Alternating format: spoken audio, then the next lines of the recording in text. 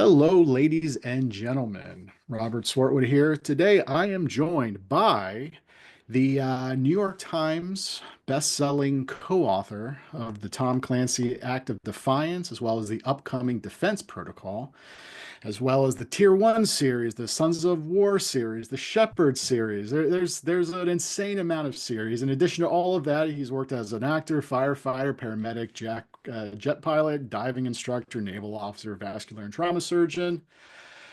Wow, that's a lot. That's right, your favorite writer of mine, Jeffrey Wilson. Jeff, how's it going? It's going good. Yeah, I got to change the bio. It sounds silly. It sounds like fiction. My mom says I can't keep a job, so there's that. So far it seems like you're doing pretty well for yourself. What's going to become my new tradition now, whenever I have you or your other half on, is wearing this. Oh, that's awesome. And Brian sent this to me, so I'm gonna be wearing my Andrews Wilson hat then for So this interview. hopefully he So, hopefully he told you that's like a limited edition. Like you can't buy that. Like that's oh, sweet. I that's think he only may have for because I had my eye VIP. on one, and he's like, "I'll send you one." And yeah, no, this was a really nice one. So we're here to talk about your new book that just came out yesterday, Julian's Numbers. Um,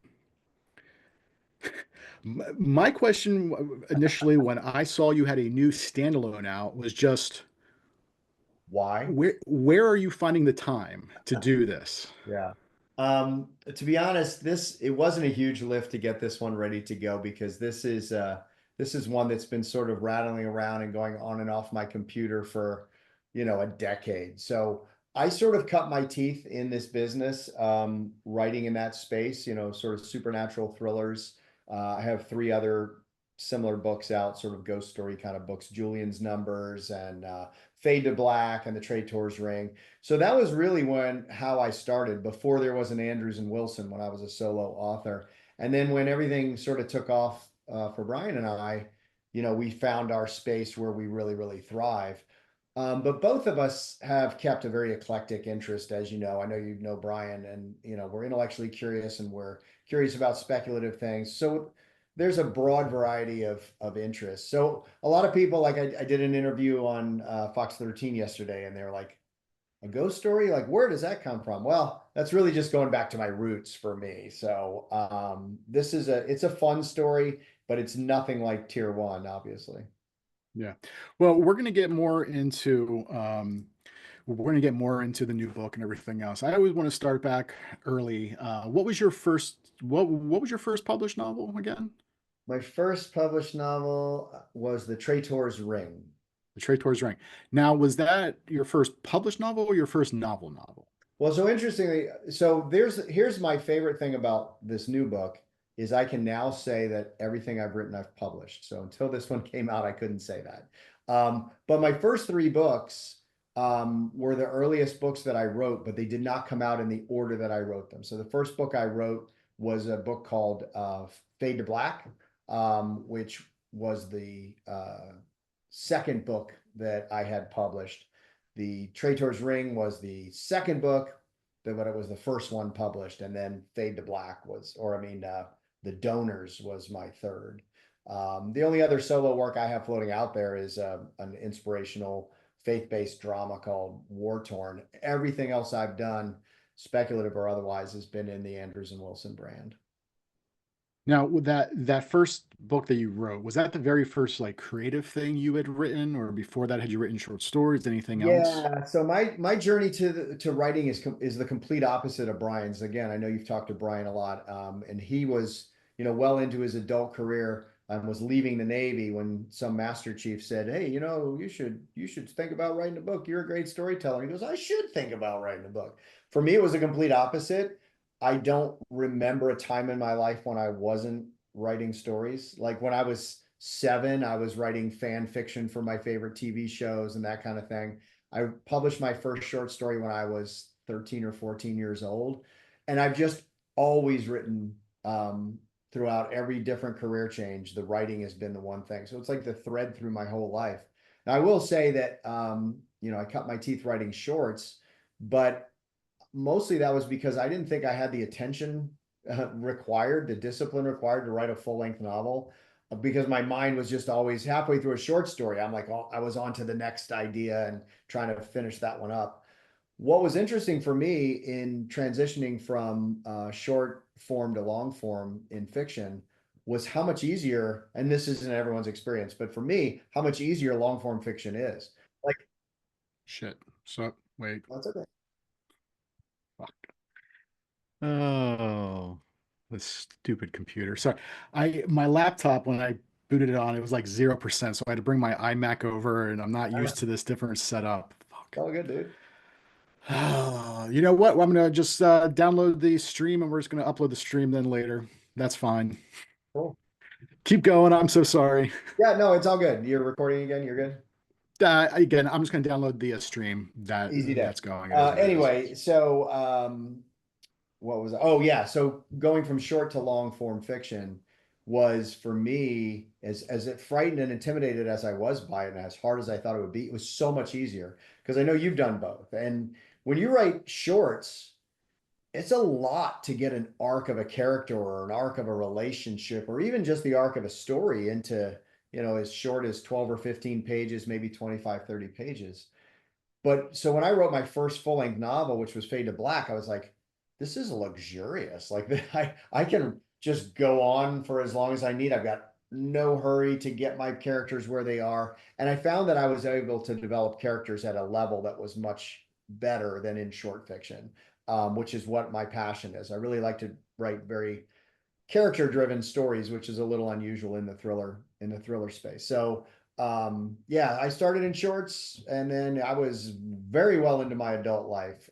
It's only been, I guess, 2011 was when I published my first full-length novel. So Do you remember where you published that short story when you said you were like I 13 or something? don't. I know so many people have asked me. And my mom watched an interview once. And she goes, "I think I can find it for you. So if they ever ask you again, I don't remember. I'm like 150 years old. So, Right, but I um, mean, like you were actively submitting short stories and oh stuff to yeah, magazines yeah, then? yeah. Do I you was remember like sending the them to magazines you were magazines. submitting to?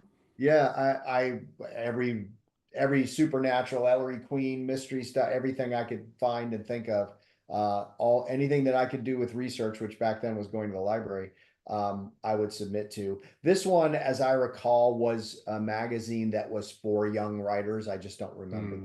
It wasn't for like 13-year-old writers, but it was for younger writers. But yeah, I can't tell you the name of it. I'd love to So find who, yeah, who were you reading at that time that gave you that, that push or the inspiration it. to Yeah. decide this is something I want to try to my hand at?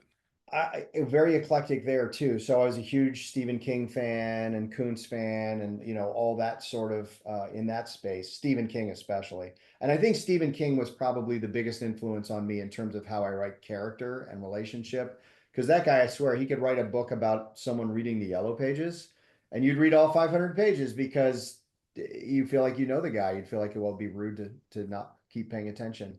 But I also was reading Ludlum and Clancy and Le Carre and all the big thriller and spy writers. I consumed Ian Fleming when I was very young, read every single one of those books, which made it harder to watch the movies until Daniel Craig came around. But so yeah, it was a little bit of everything.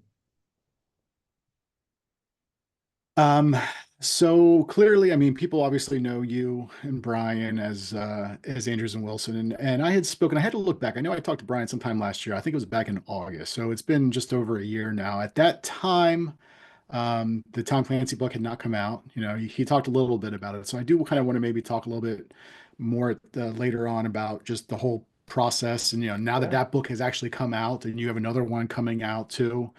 Um, yeah, I feel you could probably talk more about it. And, before it was a little bit of a kind of a secret, like, the about what was going on. But I think I remember what Brian had said, how you guys get kind of hooked up and had started kind of writing together. But Yeah. what is your side of things? I mean, how did you guys, at that point you said you had written or you had published is it three novels, the Yeah. Supernatural. So how did Um, you guys kind of meet? I'm sure whatever he told you is a lie, I'm sure. So except for this part, I know that this part we tell the same story. We did meet at Thriller Fest. We were debut authors in the same year. Um, my first book was being recognized in that debut class, although I had a second one out and a third one close to release because the small publisher I was with was banging them out. And Brian had one out and another one coming. So we were debut authors together, whatever year that was, I guess maybe 2012. And that's where we met. We had never served together in the military, but we did meet there probably because of that. You know, the story I like to tell usually is that he stalked me, but the truth is that I'm not a very social guy. I like to be social. I'm just uncomfortable in big settings and stuff. And so I remember sitting in my hotel room with my wife going through, you've been to Thriller Fest, going through that big program and looking at all the authors. And I'm like trying to memorize the faces of everybody that says like they're in their bio, it says they're a military or a military veteran, thinking, okay, I can talk to those people about something, right? I don't know what you talk about at a writer's conference. It was my first time ever.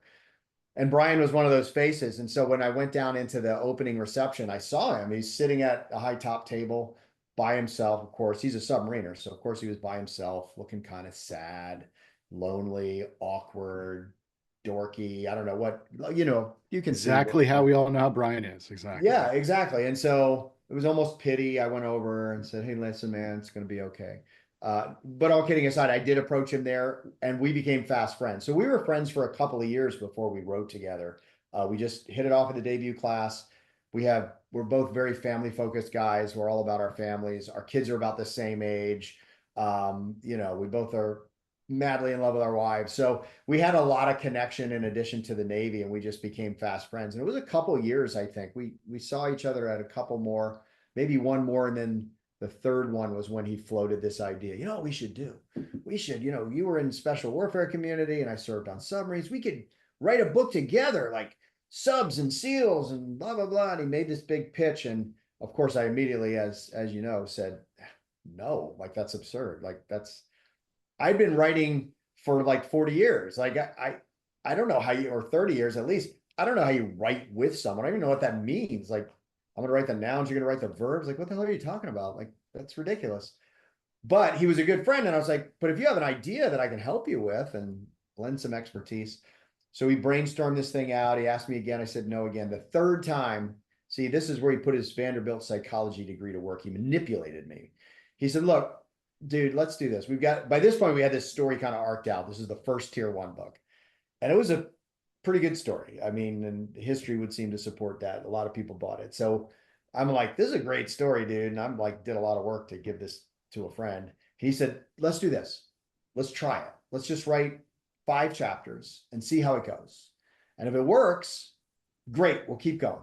And if it doesn't work, you can have the story, because I really feel like you put in so much work and I can't write it without you, because I just, it wound up being more of a SEAL special warfare book. I was like, okay. So I went into it thinking, sucker, I'm going to get this book, right? We wrote the 5 chapters and I'm pretty sure we never even brought it up again. Like, it was going so well. We just pushed through and we wrote the whole book. I think it was like in 17 weeks or some ridiculous for both of us at that time.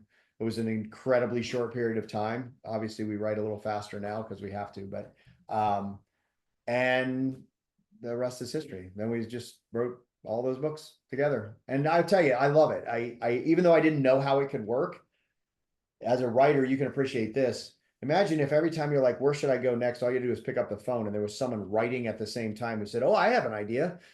Like, there's no writer's block. There's always someone to bounce things off of. You ever read that magic chapter to your wife and she's like, I guess it's good. I don't know what the hell you're talking about, dude. Like, I haven't read the rest of it. Well, you don't have that either. You got a guy that's like, dude, that's delicious. So we have a great time. It's pretty cool. I work with my best friend. We do something we love. It's awesome. So the very first book that came out, Tier 1, well, actually, and you guys had actually written another 2 books, the Alex Ryan books, if I remember Yes, we correctly. wrote the Tier 1 came out first. We wrote, and as that book was releasing, we were approached, or our agent was approached by Crooked Lane to see if we might be willing to write this book, a couple of books for them on contract under a pseudonym, which we agreed to do. We contracted to do, and then they were like, oh crap, we'd rather put Andrews and Wilson on here because now there's this book that did really well. So they wound up putting our bio on the jacket, but it says by Alex Ryan. Those were fun books too, but we got a little busy with our own stuff and weren't able to continue that series.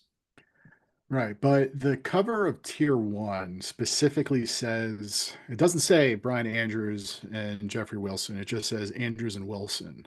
So from the jump, like that was the branding. How did you guys decide? I mean, where was that conversation that it wasn't again going to be both your full names, it was just going to be Andrews and Wilson? Yeah, and that was in conversation with our editor at Thomas and Mercer and with our agent. But I think it was mostly driven by us. We knew from the get-go that we're kind of 110% guys. Like, you're either going to do it or you don't do it. If you don't think it's going to work, don't do it. And if it doesn't work, you learn something. So early on, we were like, let's go into this as if it's going to be a huge success. So let's form a brand. We actually sat down. I can remember sitting down and talking about what is the ethos of our brand? What are the themes that are important under the Andrews and Wilson brand?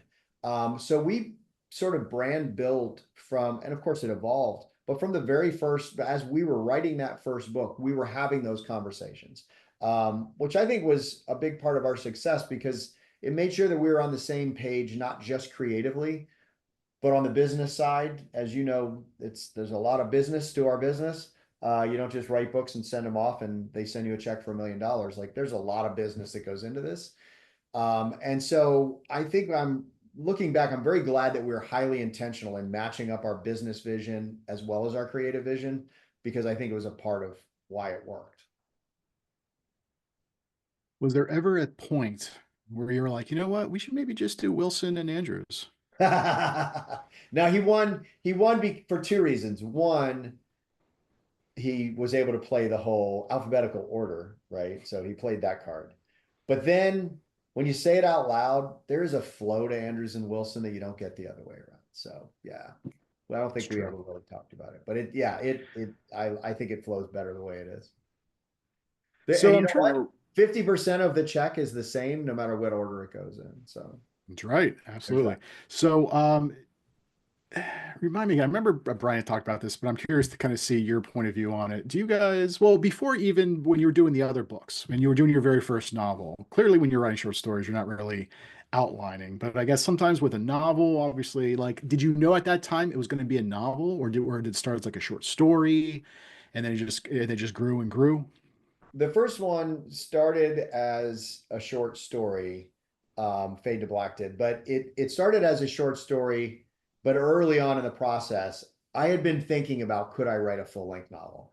And as this one evolved, like on page 10, I was already like, oh, this could be the one that I could turn, like I could really dig my teeth into this, go really deep on this idea, and it could turn into something bigger.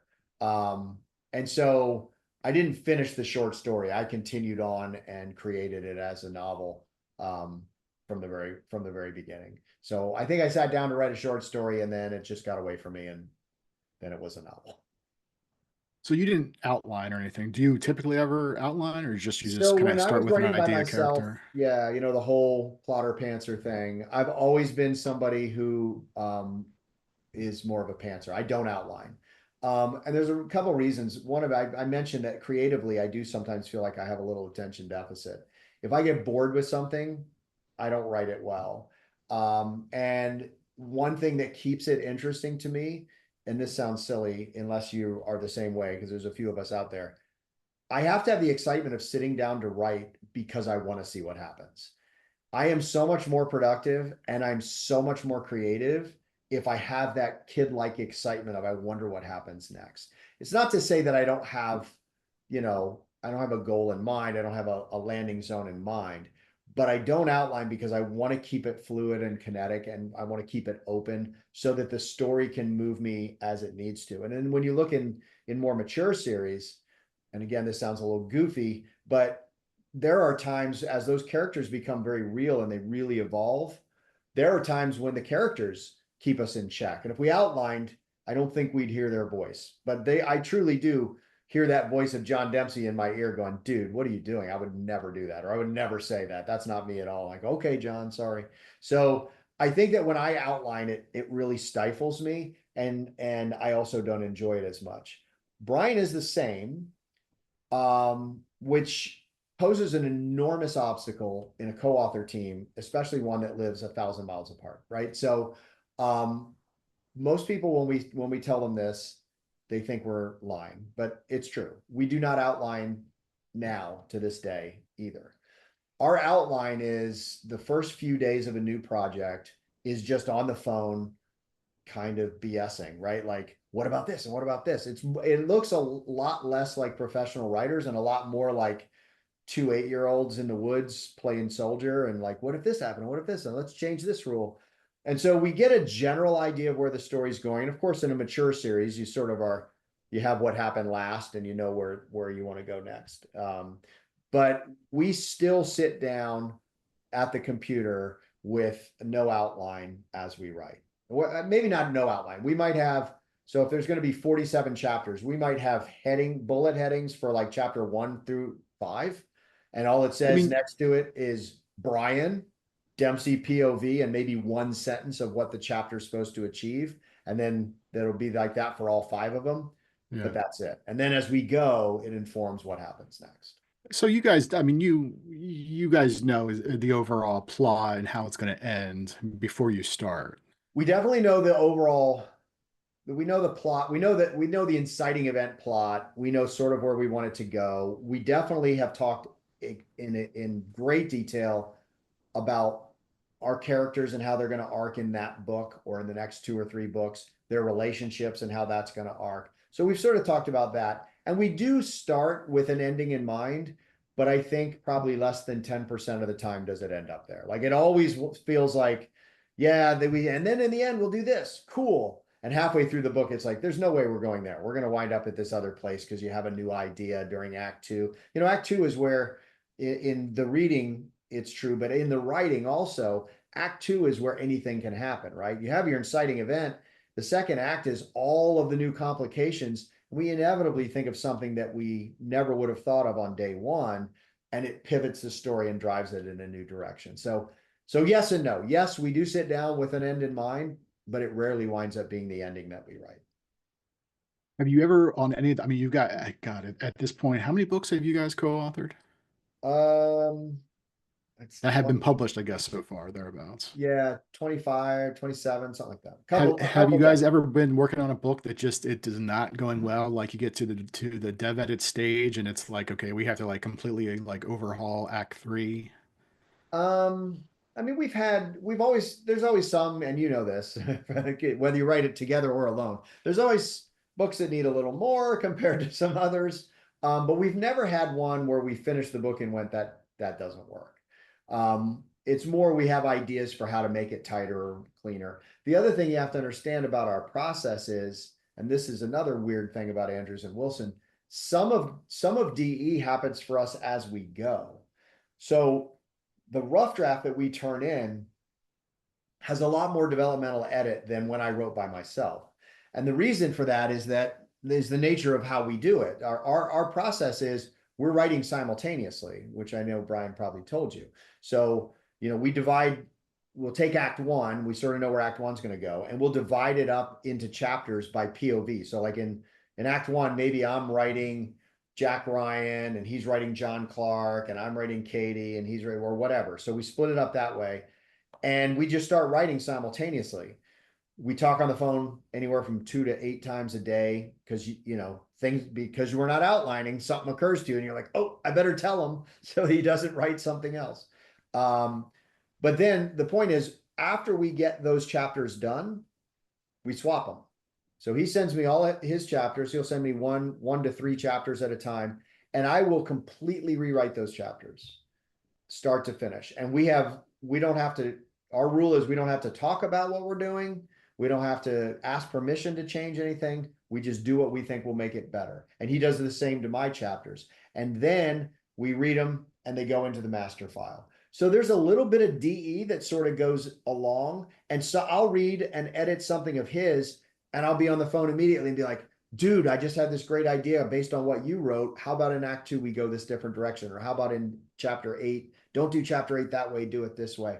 So it's sort of fueling the creativity, but it also is editing itself as it goes, if that makes sense. So at time we get to DE with our editor, it's a little different process for us than it was when we wrote individually.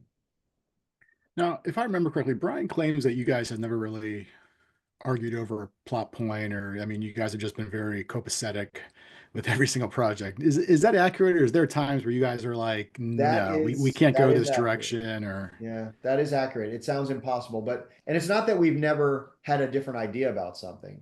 But again, going back to day one for us as a team, one of the things that we laid out as a rule, in addition to everything I told you about, was how to deal with that kind of conflict. Now, we never had a major conflict, so it didn't matter.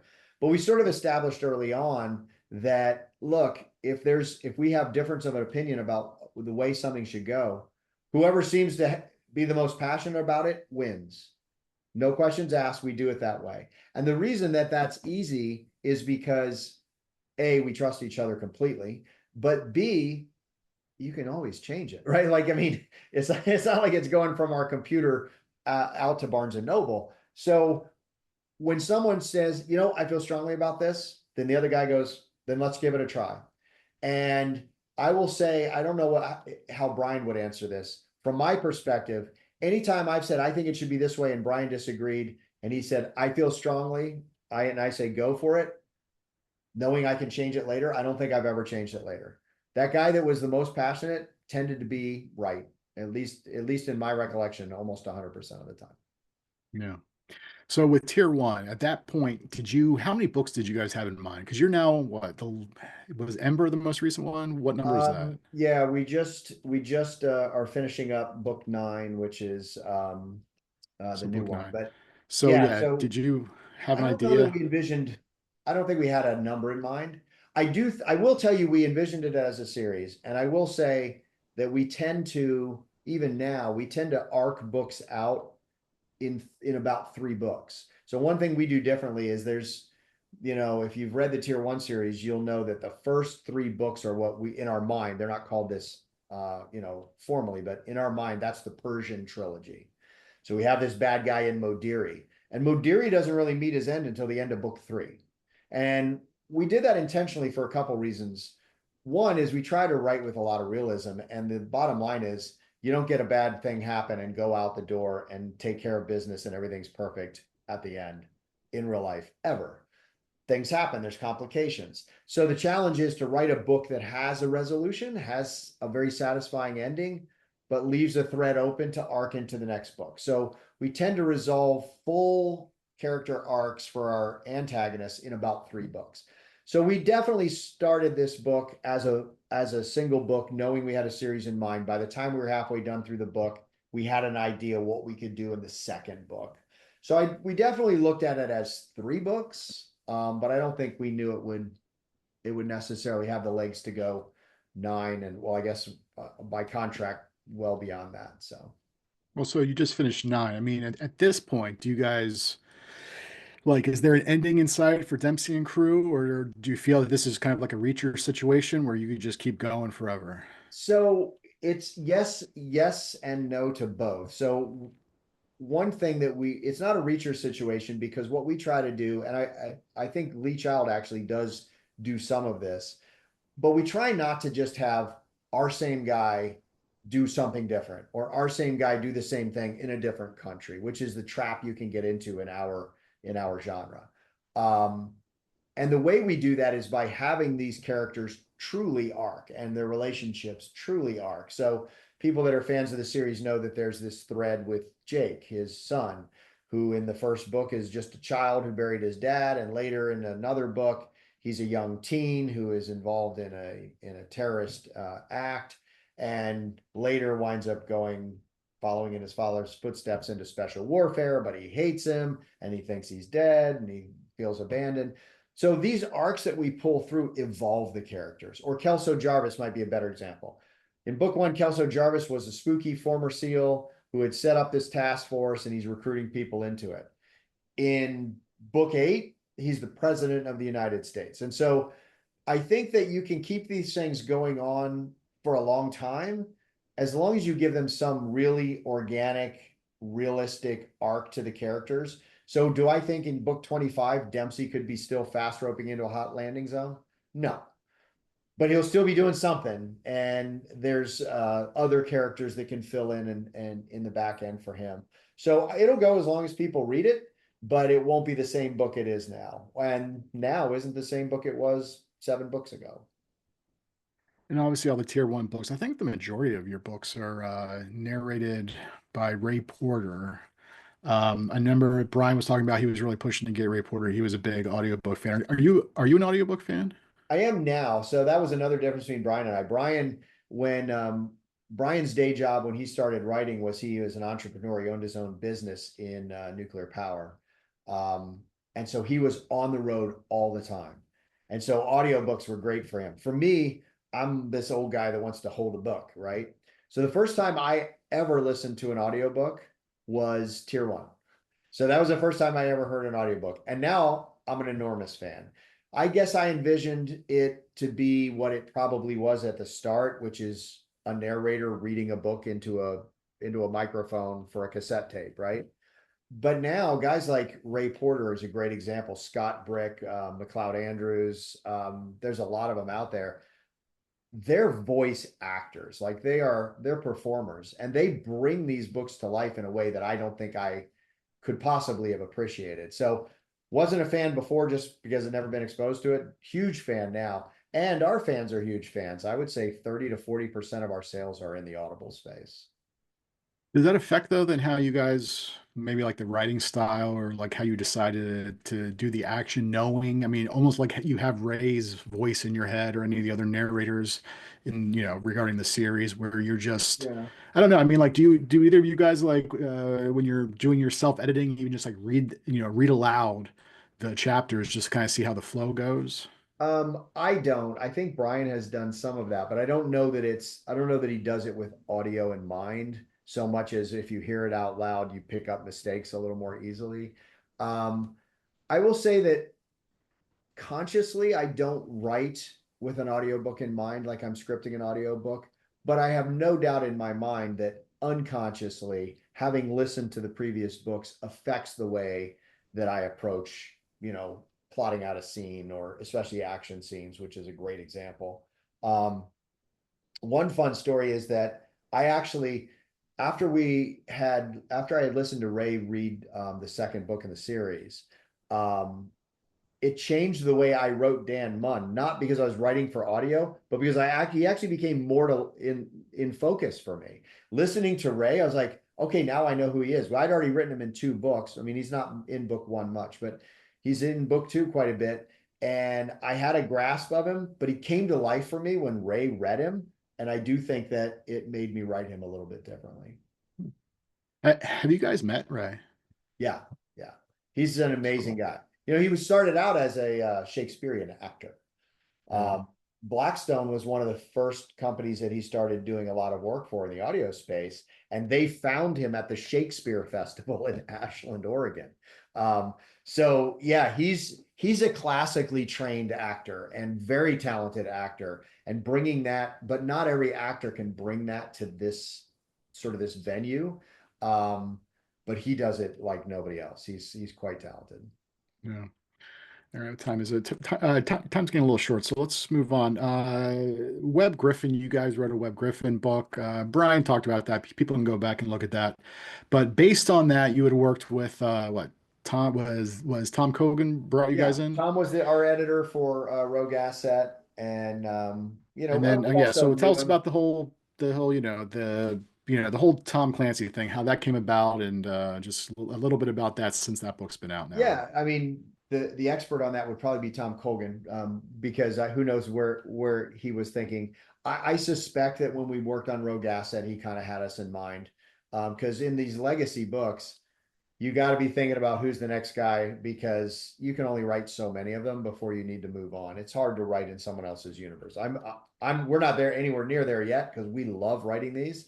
Um, but I can see how it happened. So when Mark Cameron let Tom know, hey, the next one I write is going to be the last one I write, he was already, according to him, he had us in mind. And so we were in New York and he asked to meet with us, and we sat down with him. And I'll be honest with you, I don't know what Brian told you about this, but at the time that we knew this might be coming, or we suspected. But at the time, we went into this with the idea that, like, I don't know how we could do it. I was actually against it from the beginning because I was like, we have 4 series now. We have all these Hollywood deals now where we're attached as EP. You know, managing your intellectual property in Hollywood is a lot of work. It's a lot of hours every week. I'm like, Brian, if he asks us, I think we have to pass. Like, I don't know how it is possible. And he said, well, we got to take the meeting, and he's a friend. So we go and we have breakfast. And this is the God's honest truth. This is how it happened. We're sitting there. I'm sitting there with the idea we're going to get out of this graciously. And the first thing Tom says is, you may have already figured out, maybe Don Bentley told you, we want you to take over the Jack Ryan series. And I'm like ready with my answer for all the reasons we can. But the next thing he said was, if you agree to it, your very first book will fall on the 40th anniversary of the Hunt for the Red October. And we would love to have some sort of submarine book that might be honor that story. So my writing partner, who's a submariner, as you know, I'm literally watching him glaze over and drool start coming out of his mouth. I'm like, well, I guess we're doing it. Like, it's over. Like, there's no universe in which we're not doing this book now. But I will say that gratefully, we have a very good relationship with Blackstone. In fact, the CEO, Josh Stanton, is one of the most amazing people I've ever met and has become a friend. So we went to Josh and said, look, we have this opportunity. Well, what do you think? He said, well, I think you should do whatever you want to do. He said, if you want to do it, we'll shift stuff around at Blackstone so that you can fit it into your schedule. So I went into it going, okay, Brian won. But the moment we started writing those characters, the wave of nostalgia, like, I was a kid when I read Hunt for the Red October, right? I watched the movie with Sean Connery. I read all of those original Clancy books. The wave of nostalgia that I felt was so powerful and so enjoyable that it's probably one of my favorite books we ever wrote. So good thing that he tricked us with the whole Hunt for the Red October thing, because it was a joy, absolute joy to write. Yeah. Now, you said before that you guys typically don't outline. Now, for this though, did you have to get some type of outline for like the estate to sign For off on? approval. Yeah. So it's yes, but it's not as bad as you think. What they need is like a couple of 1 or 2 pages of here's the story, because what they're looking for more is things that they would be objectionable in the universe. Jack Ryan doing something that's not Boy Scoutish, or the geopolitics is something that they're like, not comfortable with that. So it's really big picture, very similar to what we sort of generate anyway. Here's what's going to happen. Here's going to be the inciting event. Here's how I have to save the world. So yeah, we had to submit that, but it wasn't a huge detailed outline.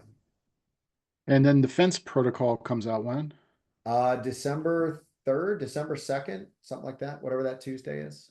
Yeah, Is there any, can you give us a little sneak peek about what that Yeah, one's sure. about? So hopefully it looks like from the numbers, everybody really liked Katie Ryan. So that was a good call on our part, it turns out. But Katie Ryan will be back. Katie Ryan is, for those who haven't read the first one, Katie Ryan is Jack Ryan's daughter. She's one of the unused characters in the universe with, 4 million books written. And so we wanted somebody where we could recapture what we loved about the early books, which was Jack Ryan was just this analyst, this fish out of water. You know what I mean? Like, if you had $1 for every time he said, but I'm just an analyst, like, that was what the magic was, because he didn't even know how obsessed he was and what a dog with a bone he was and how smart he was. He was just always self-depreciating. You can't recapture that because now Jack's the president, right? So how do you get that? And so we had this idea to bring Katie in. Katie is now a graduate of the Naval Academy. She's several years into her career. She's an intelligence officer at the Office of Naval Intelligence. So she's become our Jack Ryan foil. Jack is the president. And she comes back. This time, what's at stake is there is a possible defector in China who holds the key to the war plan to retake Taiwan on the part of the Chinese. And so there's a race against the clock to get to this guy and prevent World War III. Because we're not going to let Taiwan fall, not on Jack Ryan's watch. So that's defense protocol in a nutshell. Very cool. And so at this point, you guys are writing so many different things. I know there was the recent Tier 1 movie news or no, TV, right? Is the idea it's going to be a TV series? Television, yeah, with Legendary. Yeah. Um, yeah, no, you guys are really busy, which going back then real quick to Julian's numbers. So this was a book that you said that you kind of had written and you just This kind of book, revisited. it wasn't fully written, but it had been rattling around in there as a partial in my desk drawer for, it was the next book I was going to write after I wrote The Traitor's Ring, or well, they were published in a different order. After my third supernatural thriller, it was the next book I would have written, but then we got sidetracked by Tier 1. So I had chapters. It was probably half written, two-thirds written. But the arc was all there and it was fully written in my head because it just wouldn't leave me. Um, and so when I got the call from Gina, because she was representing me at the time, so she certainly knew the proposal for Julian's numbers. She said, "Hey, Rhett over at Athon is really interested in this." I didn't even know she was pitching it anymore. I had no idea.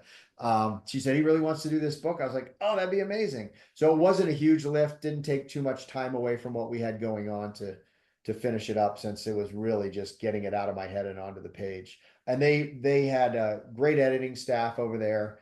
He's got for a small shop, he's got a lot of really quality stuff going on. So I was very happy to work with them and super excited with how the book turned out. So just writing wise, how like are you writing every day or just like a Monday through Friday? What's your writing schedule typically like? I My wife would love for me to tell you that I work Monday through Friday, but then she'd get mad at me for saying it because it's a lie. I would like to go back to that. We work, it's definitely a full-time job. We never intended it for it to be like a 70-hour, 80-hour a week job, but it has become that in this season that we're in now. Because we're turning in a book about every, you know, 14 weeks, 15 weeks, it does require us to work some evenings and weekends. And so that part is a little tedious. But it looks like it's going to decompress a little bit moving forward. More importantly, I don't want to be that guy. Like, I'm not complaining. I love what I do. I love who I do it with. If I have to do it a few more hours than I would like, that's a that's a champagne problem. So Yeah. Which again is incredible when I saw that you were going to have that standalone out because I was like, where does he find the time? So just tell us again real quick, just pitch the book for people who like yeah, these types so of thrillers. Julian's Numbers is a old fashioned ghost story. So Julian is a young boy who loves his dad, loves his family, wants to be normal, but isn't, because he's visited by ghosts with a alarming frequency. They usually come to him in his dreams and what he calls tell you dreams ever since he was very young, age 3 or 4. He learned a long time ago not to tell his dad about it because he told his dad about one that came true when a young girl in their neighborhood got murdered, and it almost destroyed his relationship with his dad. So now he pretends he doesn't have him anymore and tries to pretend like he's normal. But one day, these ghosts give him the winning lottery numbers, which he shares with his dad, and his family is suddenly rich and buys a sailboat because that's been his dad's dream forever, to sail his family around Southwest Florida. And now these ghosts are coming to him even when he's awake and warning him that a terrible evil is waiting for him on this sailing vacation. And once that prophecy becomes true, he's got to rely on these ghosts to save his family and everything that he loves. So that's sort of the elevator pitch for the book. Very cool. And if people want to check it out, where can they find it? I think you can find it wherever they buy books. You can find anything about our work at andrews-wilson.com, of course, and Athon Books has got it up on their page as well. All right. And if people want to find you online, where can they do that? Online, again, best place is andrews-wilson.com. Social media, we're Andrews and Wilson on Instagram and X. But the best place to keep up with us is definitely our website. We don't spam people. You sign up for our newsletter, you don't get a bunch of stuff every week. We only reach out when there's a release or some exciting news. So it's the best and easiest way to keep up with us because there's a lot going on in the Andrews and Wilson world. So yeah, in fact, those people that are keeping up with it, if they could let me know what I've got going on, because it's getting hard for me to keep up with it. So I know, and I appreciate you taking time out of your busy writing day. You probably have a 12-hour day that you kindly made some time to I chat here. would So always make time for you, my friend, anytime appreciate whatsoever. it. I do So have a congratulations couple on the new books. book, though. Again, it just came out, and congratulations again hitting the New York Times list with, of course, the Jack Ryan book. I'm sure the second one is going to as well. And you guys are killing it. And hopefully, some of this film TV stuff is in the works, and we're going to see something on the bigger, small screen relatively soon. So, again, people, Jeffrey Wilson is the author, co-author of course, all the Andrew Wilson's books, which, by this time next year, they'll probably have 10 more books out. But anyway, so yeah, his new book though, his new standalone book is Julian's Numbers. So go check that out. And yeah, we'll see you next time. Thanks, Jeff. Thanks a Bye. lot, man. Good to see you.